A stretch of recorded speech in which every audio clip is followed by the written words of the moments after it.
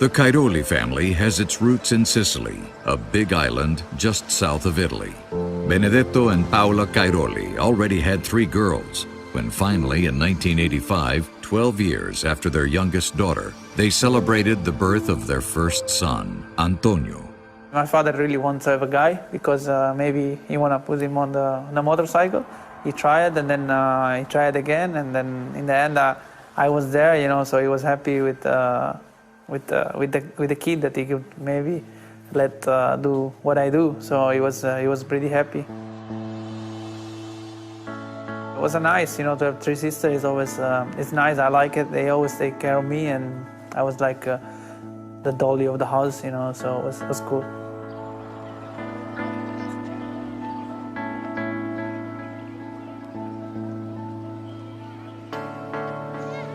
When I was going for 3 years old, I was very small, and after I come back from the school for the little ones, I come back and then he say, go watch in the garage because there is some presents. I still remember that day that I get the bike, so I have still my bike, that bike I get, so it's nice. One of Benedetto's closest friends remembers Tony's first steps. Allora, io conosco Antonio dal 1990. Ci siamo conosciuti mentre c'era una gara di motocross vicino a noi, Patti. Io ho incontrato Tony con suo papà e io ero con mio figlio. E di là abbiamo cominciato una grande avventura, anche noi che, vedendo tutte le persone grandi che correvano, abbiamo pensato pure piano piano di cominciare a correre anche noi. I nostri 4-5 anni che abbiamo fatto qua in Sicilia sono stati non belli, oltre più che belli, in tutta la Sicilia e Calabria. Antonio è arrivato sempre davanti a tutti, senza nessuna, si vedeva che aveva un po' di più di tutti. Non c'era, era il talento, c'era, basta. Si vedeva che aveva qualcosina in più. Anche per la testa era più. E dove speri di arrivare, Antonio? Ma speriamo di arrivare fra 2 anni al mondiale e basta. Tony won every race he entered in Sicily, and he continued his winning streak in the north of Italy. But more traveling and more money was needed to compete in the coveted Italian championship. It was not easy because for us the race, they are pretty far from Sicily. Going to do the Italian Championship was, almost going back. The closest race was 2,000 kilometers, so it was pretty expensive. Sì, è stato da quando abbiamo cominciato che Antonio andava a girare a nord, anche da minicross. E quando partivamo io e Benedetto, era un problema. Per me magari non era il problema perché io lavoravo, facevo il carrozziere, qualcosina di soldi in più ce l'avevo sempre, però Benedetto era sempre un pochettino traballante.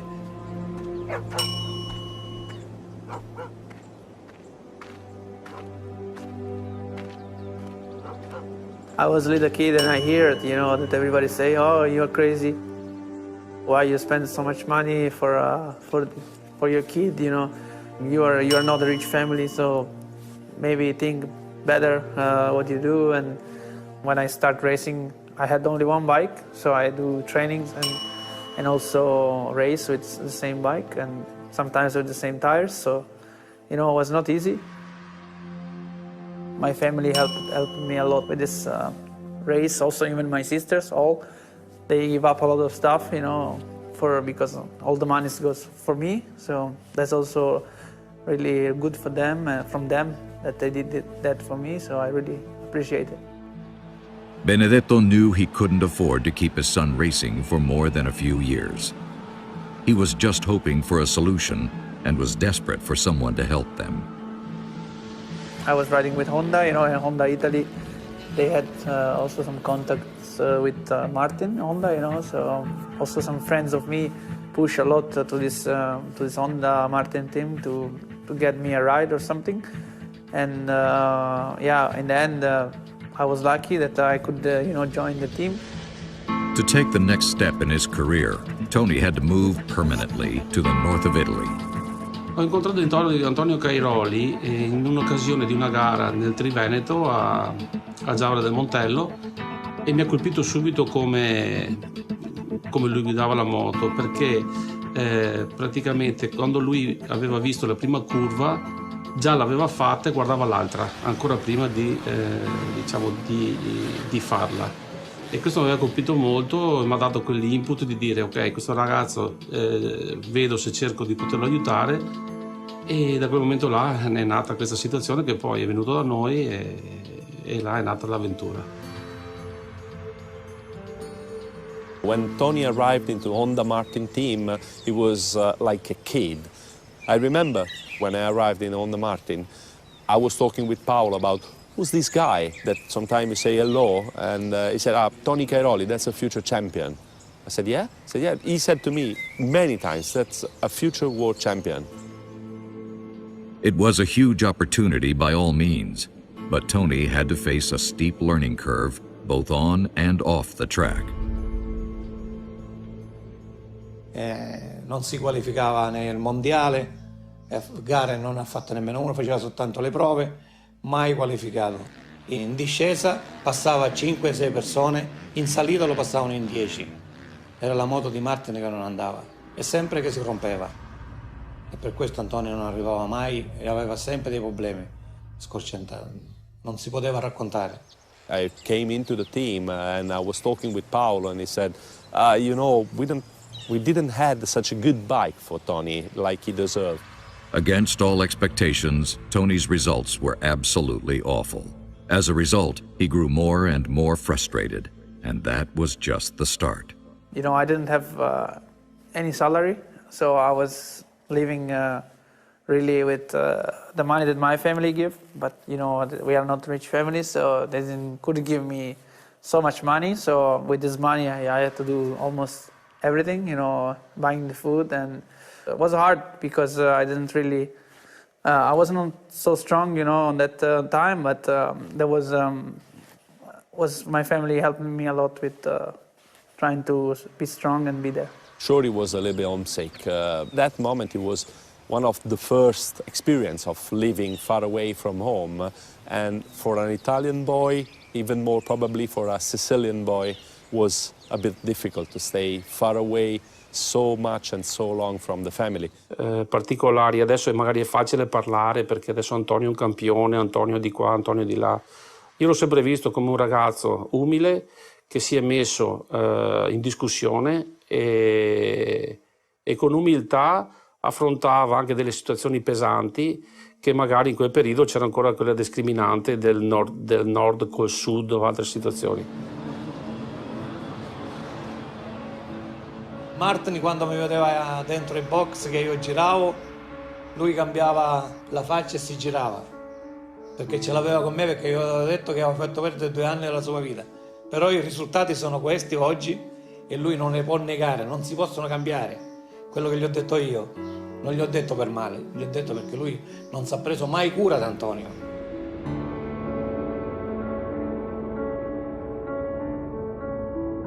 I was not really, helped to grow. I was, all by myself. They didn't see future for me so much.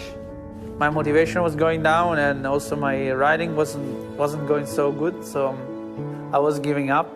I had to say, because I want to go back home to my friends, and but if I want to ride motocross, if I go to Sicily, I was like maybe riding local races, and I didn't have any future. At the end of 2003, Tony's career was going nowhere. Little did Honda realize that he would go on to become one of the greatest of all time.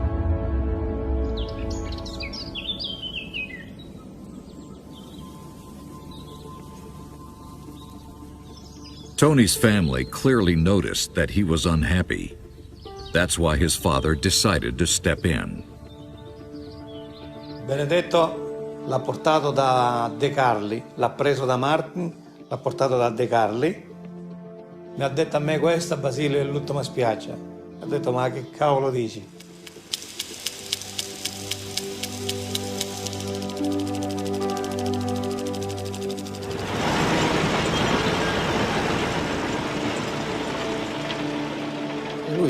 venuto nel fine 2003, che era ottobre circa, e lui in quel periodo era molto esile, molto piccolino, addirittura quando lo portai a casa mia mamma dice Madonna, come fa sto ragazzino a tenere la moto da motocross, e, insomma c'aveva l'aspetto di un bambino proprio, veramente. Però appena montò in moto, già a ottobre, a novembre già aveva già preso tante cose in fretta, molto, molto rapidamente. I grow like much more than 2 years that I was there before on the other team, so it's like it was fitting perfect for me. È stata anche un po' una spinta abbastanza forte di dare una mano al ragazzo del sud, perché io da pilota ho sofferto un po' questa situazione da pilota. Stando a Roma nei tempi miei ancora un po' era molto più lontana le distanze, che non avevo riferimenti, non avevo altri piloti, i team che erano tutti nel nord, e questa cosa qua mi ha dato veramente una spinta a dire voglio dare una mano a un pilota più giù di così, la Sicilia, è stato proprio... E questo qui mi ha spinto, è stata una forte spinta.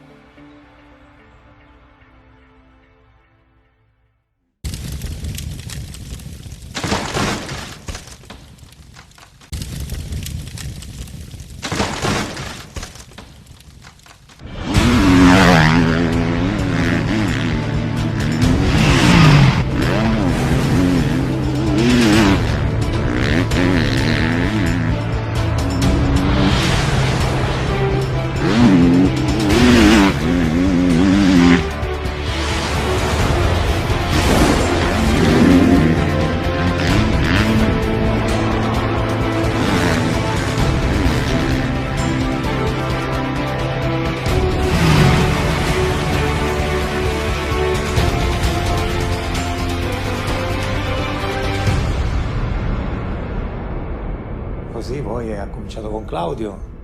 Claudio ci dava i riferimenti sempre, che andava a provare a Malagrotta, che andava sempre più forte, ci mandava i tempi.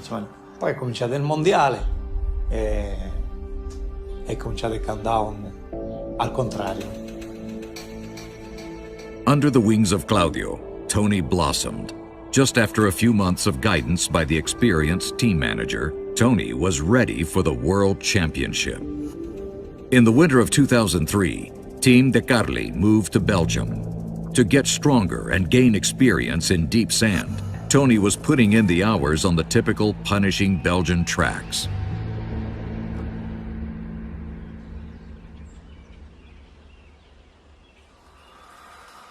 Io a gennaio praticamente già erano in Belgio, ho organizzato tutta la squadra e l'ho mandato subito in Belgio, perché dico non deve avere il tabù, come tutti gli italiani, della sabbia.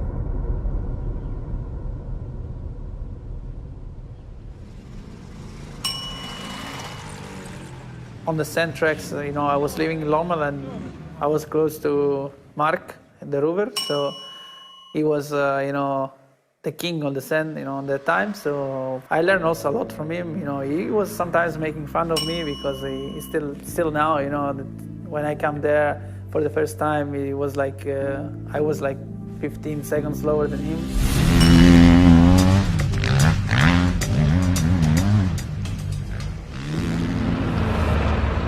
Well, that's the funny thing. I never explained Tony how to ride in the sand, which means he learned by watching other riders, and also me, I think. But Tony, just by watching people and listening, he learned it by himself. That's special. That's not what you see a lot. He comes from Sicily. Yeah, he don't know Belgium. Sicily, they have the very special way of life. And then you come to Belgium, where everything is scheduled. We eat in the morning, 8 o'clock, we eat 12 o'clock, and we eat 6 o'clock, and we go to bed every day. But yeah, he woke up 11 o'clock. Many times I get him out of his bed. He didn't know anything about running or physical training, only bike riding. And that's also something strange for us, because we were a lot more on the physical side, training physically in the winter, as he go riding all the time. So it was day and night difference from where he came from. At the end of March 2004, Tony started his first full Grand Prix season. One of the most memorable races of the season was in Namur, Belgium.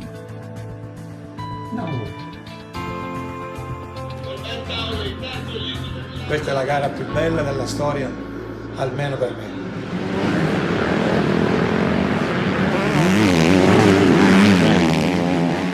È stata una cosa emozionante perché tra l'altro vinse a Namur, dove è un po' il Monte Carlo, diciamo, della Formula 1.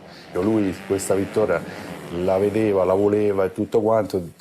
Avevo paura più che altro che andava magari, perché è un po' pericolosina anche un po' la pista, tra gli alberi, il viscido, una pista un po' particolare. And you never will imagine that such a skinny boy, so light on the bike, could make a victory there. I think nobody expected anything from Tony at that point, because you're looking at a guy that didn't even qualify the year before, so it was a complete surprise. Antonio, you are the first rider who ever won in Namur for the first time they race here. È molto bello e sono molto felice di aver vinto su una pista storica come questa e niente, sono felice, molto felice. Yeah, you know, I'm really happy because I know that this track is an historical track and many great riders won there, so I'm really happy to win here. A third overall was the incredible result of Cairoli's first year in the World Championship. So it was no surprise that Tony started out as one of the favorites for the world title. However, his crucial second year came with many challenges. Some riders, you know, they just want to take you down or stop you, and sometimes they do some moves, you know, that they are not really. I always, you know, collapse in this kind of contact, and I do 2 or 3 times with Guarneri, and this happened on this race. It was on Saturday, and you know, for sure it was the reaction for the moment. A regretful episode involved Antonio Cairoli, who, after getting entangled just after the start with Guarneri and crashing, reacted unsportingly and was therefore disqualified by the jury. He will not take part in tomorrow's races. Yeah, for sure I remember because I was there, it was France, and it's the only time that I saw Tony make a silly mistake.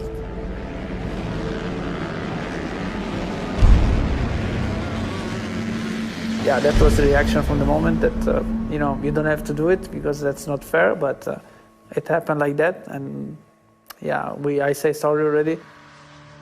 Guarneri's team member, Andrew McFarlane, took grateful advantage of Tony's disqualification and passed him in points for the championship.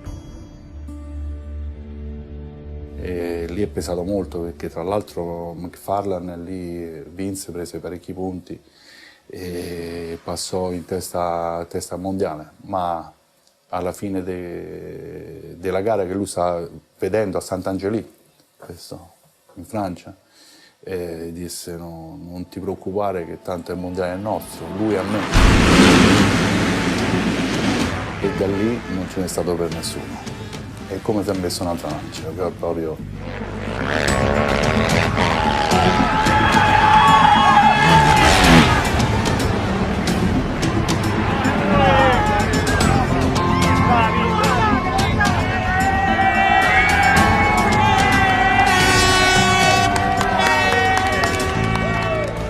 And again, an Italian winning the title in Holland on the sand track like Lirop. That was something not common, not normal. And people start thinking at that moment that Tony was different because the way he was riding in the sand, it was honestly not normal for an Italian rider and not for such a young kid. In 2005, Tony won his first title. It was a thrilling experience, but it took its toll as well.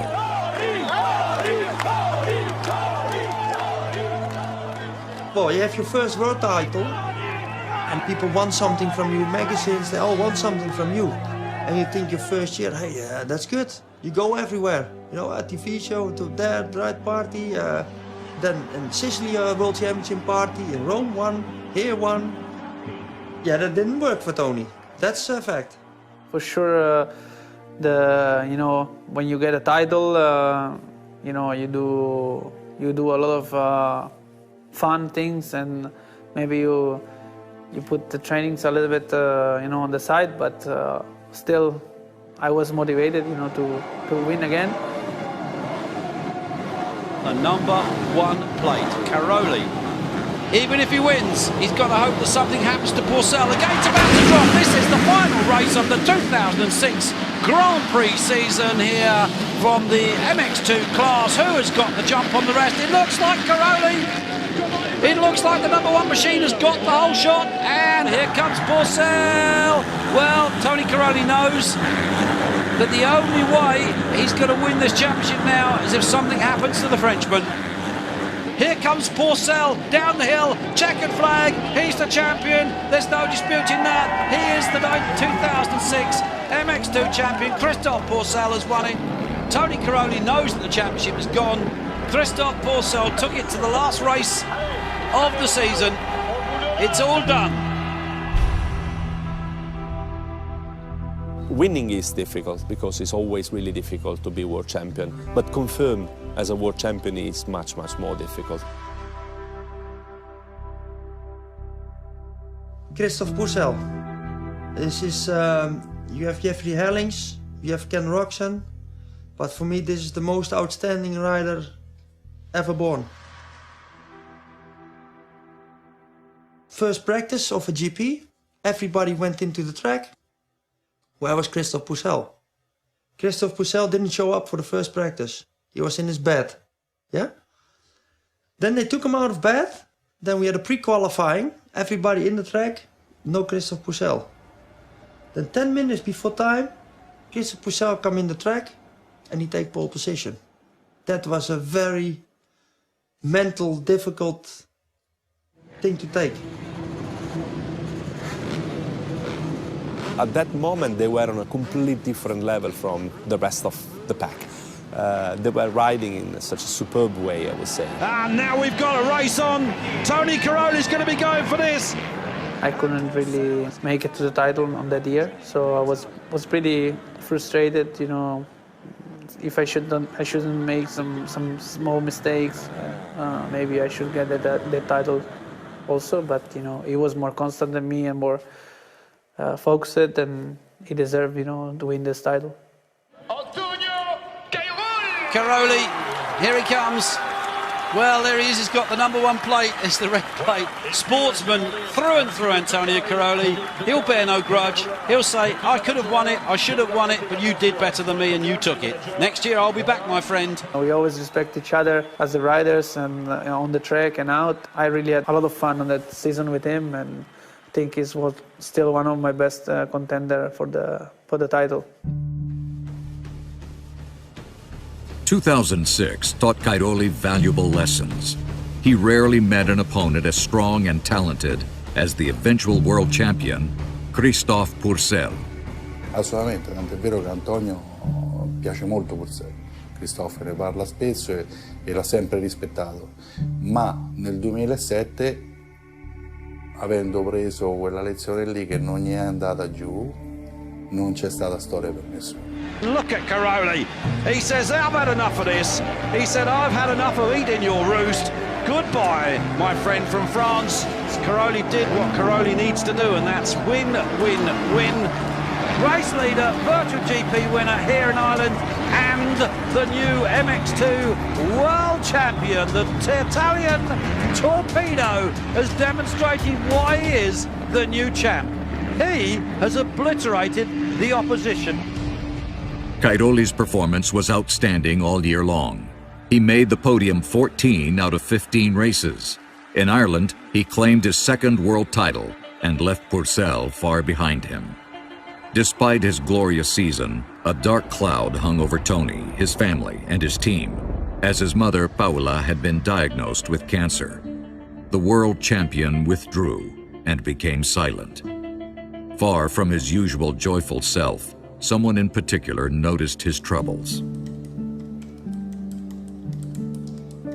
know, that time it was on internet or the chat website MSN, and I remember that I didn't hear from him for long, because at that point we were almost talking every day, and he didn't let hear from him for a few weeks.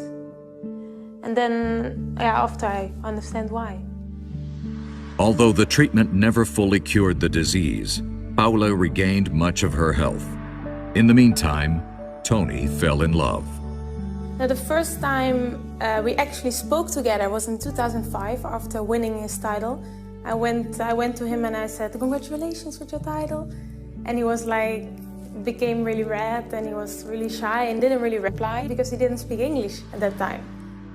You know, I was really excited because I really like her, but she was, you know, a little bit away a little bit, so it was not easy, but I also didn't speak so good English. And you really saw that his emails were translated by Google. And so it's sometimes you had to smile because of the things. Angle 3 left, turn ahead, cross 7.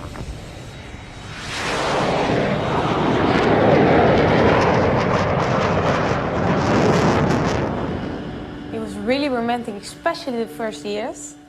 When he officially asked me to be his girlfriend, he took me to Rome. And then after dinner, he took me to the garden and he put the electricity cable on. And there was written my name in the garden with all the lights. Really nice. I was always, you know, romantic with girls, but I mean, for sure with her I was a little bit better, a little bit special, more special stuff that I do for her. So you do everything on that time, and if you're really in love. Diciamo è stato anche un po' fortunato Tony, perché è molto appassionato di questo sport e questo è importante. Anche se giovane, perché quando Jill è arrivata anche lei, insomma, giovane, ma l'ho trovata molto matura e molto ferma. E questo è stato molto importante per Tony. Tony secondo me è cresciuto vicino a Jill. From that moment on, Jill would be Tony's closest supporter. And in the years to come, he would need her on his side more than ever.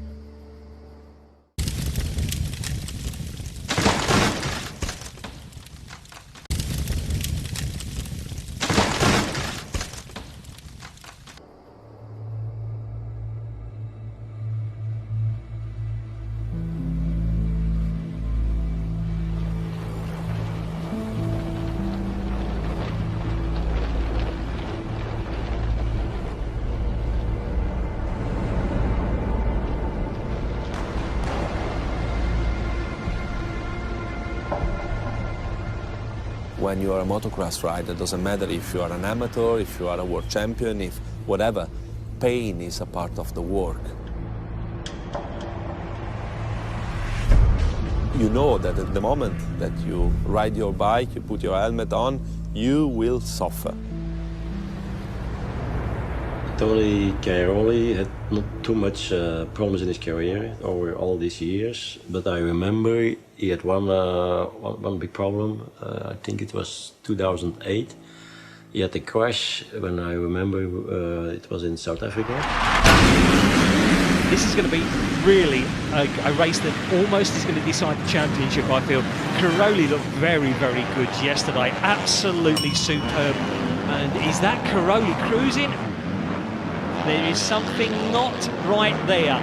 I think he's hurt his leg somewhere along the line. He seems to be favouring that left knee. Now, I could be talking completely... He didn't crash. He just had contact with another rider, put down his feet, and fell immediately. There was something wrong. He came into the pit lane straight away. This is going to be a disaster, because if he is physically hurt, it's going to be a miracle if he can get out into the next motos. And he couldn't really describe the pain. He just had to say, like, it don't feel stable. It was really unstable. I was almost feeling that he was screaming in the helmet.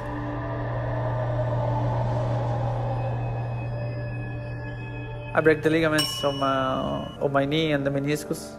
I think my leg was just like stuck with with muscles, and and skin. That's it, because it was very bad. And we fly back to Belgium and we visit Dr. Klaas. And Dr. Klaas said that all his ligaments were broken and that the season was over. Tony, it's not so nice to see you like this, but you're gonna come back soon. Yeah, I want to try to ride with this, but I asked Michelin for a new tire for the sand. It's not possible. No, joke. It's really not easy for me, but yeah, that's motocross, and sometimes something this happen, and I'm here to watch the race and to see a nice race. Surgery and plenty of rest. That was the recipe for recovery. Unfortunately, a few weeks after his surgery, the healing process was badly interrupted. Tony called me and he said the knee was not so good. I said, yeah, what's the problem? The knee was swollen and it didn't feel good. The whole story was that fluid was taken off of the knee, and then after that was an infection. And when he came in our hospital, we checked it and immediately we saw it was not good, fever, and it was really an infection on the knee. Then we had to do some surgery again for cleaning the whole stuff.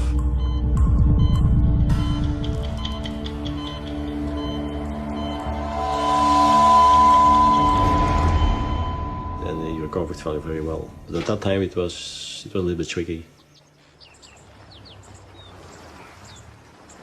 This was for him an important injury. When this was handled too late, then yeah, the knee is really structural damaged for the rest of his life. So and this could be the end of his career and also the end of normal walking and a good normal life.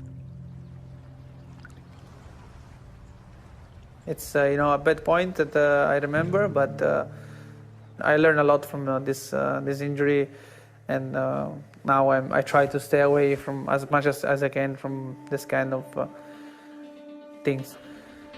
The nagging knee injury ruined 2008, but 2009 brought a new challenge. Tony moved up to the pinnacle of the sport, the MX1 class, where riders compete on heavier, more powerful machines. Team De Carli provided Cairoli with a bike that perfectly matched his style. And once bitten, twice shy, Tony Cairoli will certainly be wary. And I know exactly where he's going to pass him. Over the second tabletop, you watch Cairoli. I bet he keeps it low. It's certainly a lot lower there, and up the inside here is certainly quicker through here than everybody else so far. And just as good as that, Tony Cairoli on the gas, makes no mistake about passing Clément de Sales. Nice little knack there over the tabletop. I was riding immediately very good. I like it, the 450 a lot. And in the beginning, I struggled a little bit on the Italian Championship, but then when we started the GPs, I was already feeling very good, and my goal was to win the title immediately. While Cairoli took the lead in the championship, he and Claudio visited Yamaha to discuss renewal of his contract. This time, Yamaha had a tough decision to make. It comes to a boiling point because you have these guys, Claudio De Carli and his team, and Tony Cairoli, are fighting for dominance, and this would be the obvious choice to go to for Yamaha to get factory support. But politically, it must have been a very complicated situation. So you have the racing leader of Yamaha Europe, Laurens Klein-Koerkamp, who has to make a decision. Do I stick with the next big thing, with Tony Cairoli, who started just in MX1, or do I go with Michele Rinaldi, who's been there before, did so many great things for Yamaha? It must have been very complicated to guide all that, and also, of course, both teams are Italian. Tony and Claudio went to Amsterdam to talk with the Yamaha people, and thinking, like going to the conversation, thinking to sign for another few years. But then they stopped us, and we were with no bikes for the. I was winning the title, for Yamaha, and then they didn't want to continue with the De Carli team. E questo ci è caduto dal cielo perché eravamo in testa al mondiale, stavamo facendo una cosa esagerata per Yamaha, ma anche come team, perché il team è nato con Yamaha dal 94, 93, che ha sempre lavorato per Yamaha, è stata sempre fedele. A stupid decision, of course, from Yamaha. Why change a winning team? Only a few days after Cairoli parted ways with Yamaha, another brand called KTM entered the frame. But with the color of his new bike sorted out, he still needed to decide on his team. And then the opportunity with KTM came up. A lot of opportunities came up. Even the opportunity to go alone to KTM, that KTM only signed Tony. But in that moment, he chose to go to KTM with all his team. He took all his mechanics, he took Claudio. And on that moment, that was a decision that he didn't choose for the money. He chose for his heart, and he chose for which decision was feeling good. And he proved so many times already today that was one of the best decisions he ever made. The 2009 world title was his goodbye gift to Yamaha. But a new chapter with KTM and more world titles was about to begin.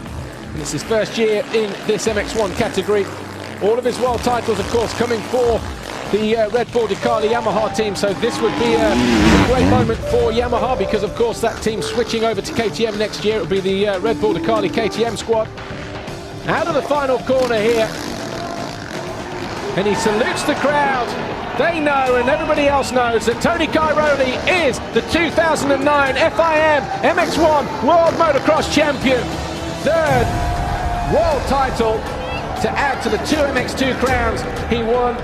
Yeah, it's unbelievable. I cannot understand it yet, and I'm really happy, and thanks to everybody, and I'm happy. I don't know what to say.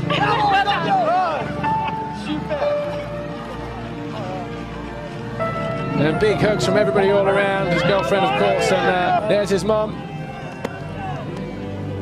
And purely emotional moments here for Tony Cairoli. He won his first ever world title here in 2005 in the MX2 category. And here he is doing it again in MX1. And Tony Cairoli will surely become the most successful Italian motocross racer of all time. Overall winner and world champion 2010, Tony Cairoli. That's his second MX1 world title. And that's world title number 4. It is over. Tony Cairoli, he's looking at picking up his 5th and his 3rd straight in MX1. And this is why it's so popular.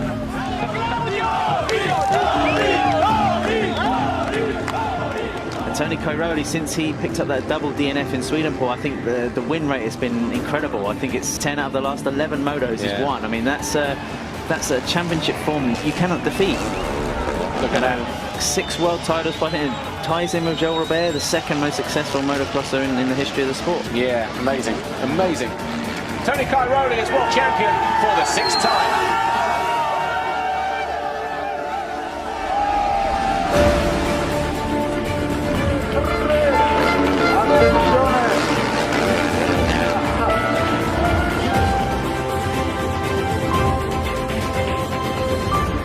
The checkered flag awaits. Tony Cairoli is world champion for a 7th time.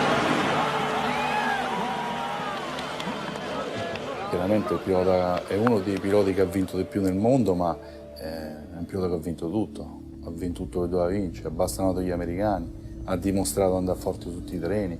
È un pilota che è rimasto sempre quello che è. Qualsiasi bambino mi si avvicina appena firma, lui è disponibile, è incredibile, non so come fa. Gran Premi d'Italia, infatti è quasi una cosa ingestibile.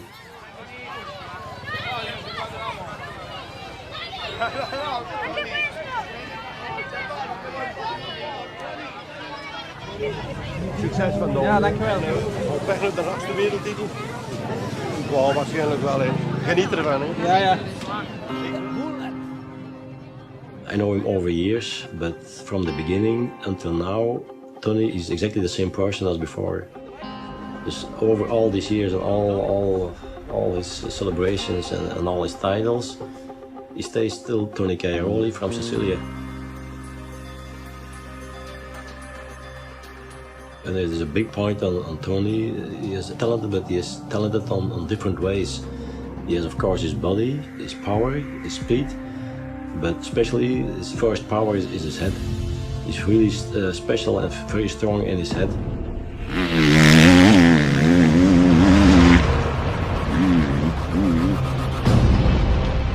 What's also very special on Tony is that Tony is not a real trainer.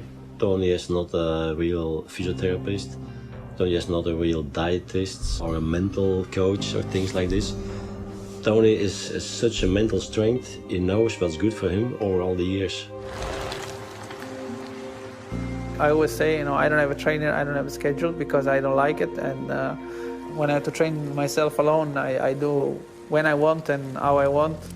I think nobody better than yourself know what you need to reach the points. So I think you have to know yourself, and that's how you can grow and make it better. To unravel the secret behind Tony's success is impossible without looking at Claudio De Carli's team. The loyalty of the mechanics, partners, and other staff has resulted in a strong relationship with the right mix of characters. They support each other through thick and thin. I think it doesn't matter on what bike you put Tony, he will win anyway. But with the good people around him. The pack is Tony, Claudio, the team. Is one piece. Giorno. Happy? Yes, Happy New Year. KTM was smart enough to say, we keep all the pack. We give you the control of the team, of the bikes. We work together, we cooperate, and you're going on like you are doing at the moment. We don't want to change anything because we know that it's really important and delicate. So that was the winning decision till now, I think. The high standard of Team De Carli is an example for up-and-coming satellite teams in the sport today. And it's the effort of these smaller squads that has to bring up the stars of tomorrow. Cairoli remains hungry and keen to improve. That's why his team continues to develop and form strong partnerships to keep on top of the game. You have technical sponsors for the bike, like brakes or they are filters, and they are the best in the business. I am riding with Airo. That's one of the best helmets that you can find. Gives a lot of security when you ride. I feel very, very comfortable with this brands.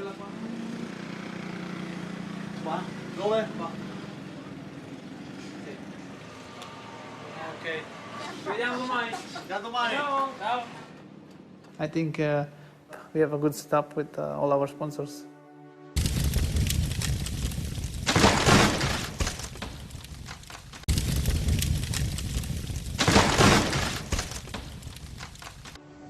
With races and promotional activities in all four corners of the globe, Cairoli serves as a worldwide ambassador for motocross.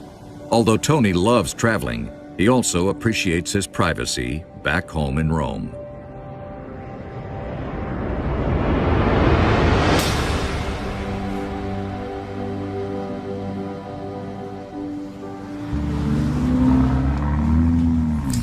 Chiaramente ha maturato e ha cominciato a investire, ha cominciato a farsi una casa, ha capito lui il posto dove vivere, perché chiaramente venendo fuori dalla Sicilia così giovane, lui era un po' smandato. Prima era a Vicenza, poi è stato a Roma, poi in Belgio, e quindi ha dovuto anche capire qual era la sua pianta stabile.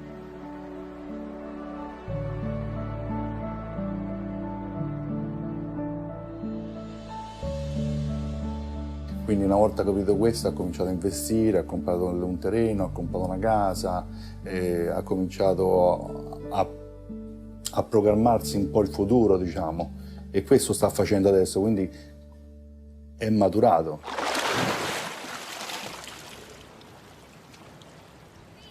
Claudio said a few weeks ago, Tony, watch to this house. Like, it don't give the same feeling to someone coming from a rich family to build a house like this than someone like you that's coming from nothing. I think it made Tony also realize a little bit, because Tony has for him, stuff or houses have no worth. I think because he never had stuff, he don't ask stuff. He's like racing for 1.5 years with the same braces. He just think they're still good. But they are still good. But like him, that ride every day his bike, you can ask new stuff. You can ask it, but he's like that. And And I also like that part of him. I don't want to change that. It's nice. I ask what I really need, and because that's what I learned when I was a kid. You know, I had nothing. You know, I had one helmet maybe for 3 years and one shirt for 1 year and 2 pants. So that's what my family learned me. You know, to don't waste stuff. Less is more. Even from a young age, Tony learned what's essential in life and what is not. It's just one of the character traits ingrained in his personality, which make him the man he is today. All of this would not have been possible without the unconditional love, support, and encouragement of his parents, Paola and Benedetto. No matter what, they were always there for their son. My father was really proud of me, always talking about me to everybody that, you know, I'm the best and this and this. Sometimes I stop him, you know, when I was with him talking, because he always, you know, that's normal. I mean, if your father do that, it's normal. But for me, it was a little bit too much. Didn't let him ride. So he was really sorry about that, because he always told me that if he was racing, he will become world champion. So on like this. So he was never pushing me when I was having a bad race. That's important, I think, for a kid, you know, to have the support of the family in the good days and also when you are bad, because, you know, especially when you're a kid, you cannot expect nothing from a kid. I mean, they just have to have fun. That's what my father learned to me, and I grew up like this, and he was like this also in the normal life with everybody, just enjoying the life and just fun with everybody. My mom was a big part on my career. Even when I was small, you know, she was always there for me, and she learned me a lot of stuff. You know, the working hard, how she was doing it for let me ride. You know, bringing home some money and give it to me. My mom pushed me more, you know, to reach the dream, and she was very strong, and she gave me, you know, this motivation to continue, and still now continuing. You know, when Tony was with Honda Martin, he was really homesick. You can imagine, like, your son is calling you. You live in the south, and he's living like more than 1,000 kilometers away, and your son is on the other side of the phone crying that he want to come home. And you are telling him, his mom was telling him, if this is what you want to do, you should be there. You're at the right spot. You shouldn't be with us. For sure, for a mom, you you don't want nothing more than your son to come home, and that's something about how strong his mom was. She helped me a lot on this side with like, don't give up and continue.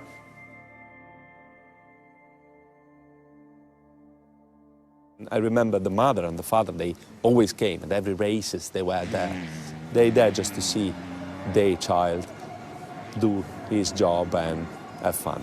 So it was a really deep relationship that gave him a lot of tranquility.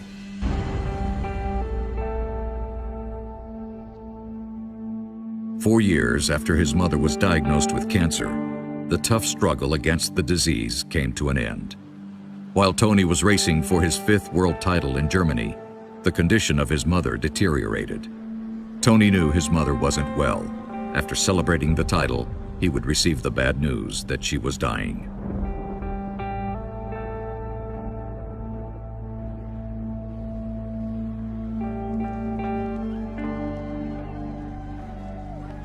Sì, è stato un momento difficile, perché fra la gioia di vincere un altro titolo e sapere che comunque la mamma era in quelle condizioni, non era mica facile. Like always, we had this party with the whole team, and it was nice. But you were feeling already it was not the party like always. You felt there was something something going on. I want to say thanks to everybody, and I dedicate this victory to all my team. And first, I want to dedicate to my mom because she's sick and she couldn't be here, unfortunately, today. So I hope she can feel better and she come back maybe to next GP, or at least she will be good for the end of the year. So, ciao, mamma.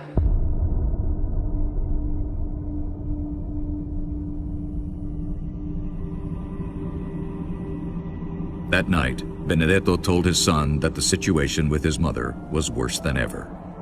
The next morning, they flew back to Sicily.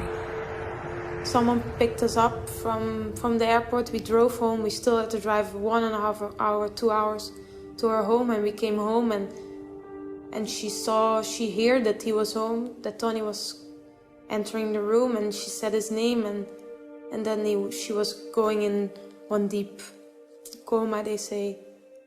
And that the day after, she died. I'm pretty sure, she was there, like waiting that I get the title for her, and then she was more free to go,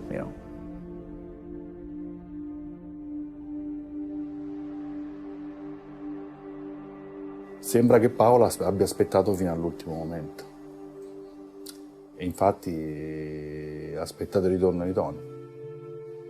E quello lì è stato un momento un po' difficile, perché stavamo tutti quanti un po' il team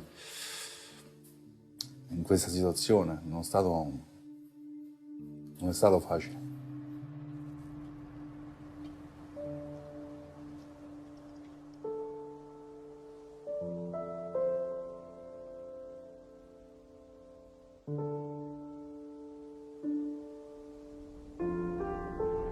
During production of this documentary in 2014, Tony's father passed away due to a heart attack.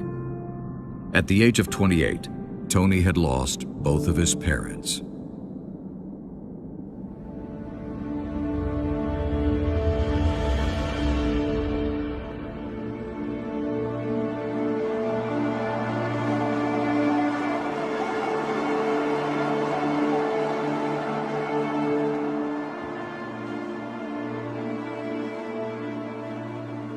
They love when I was racing, and they do all they could for put me on the bike.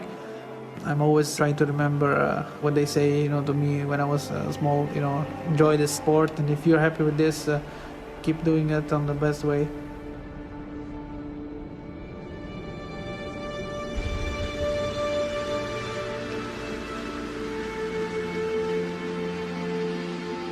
He's made for this. He's made for making his sport popular. If someone can do it, it's him.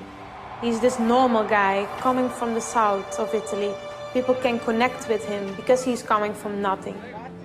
He really can be as an example for all of us.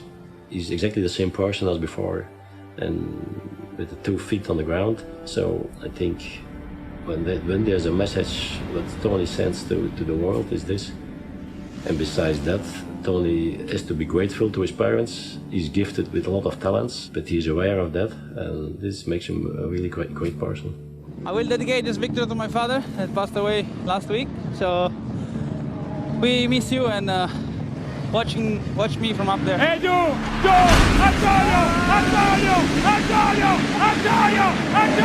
Cairoli!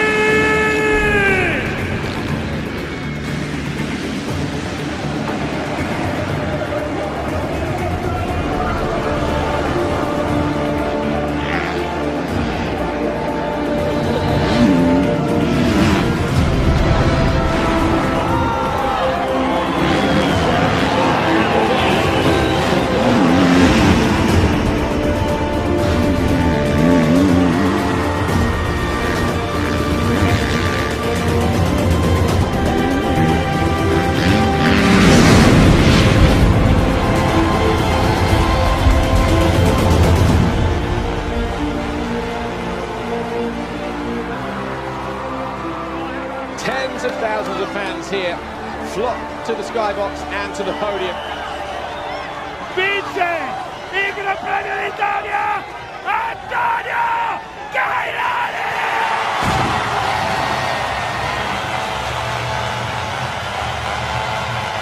listen to the reception.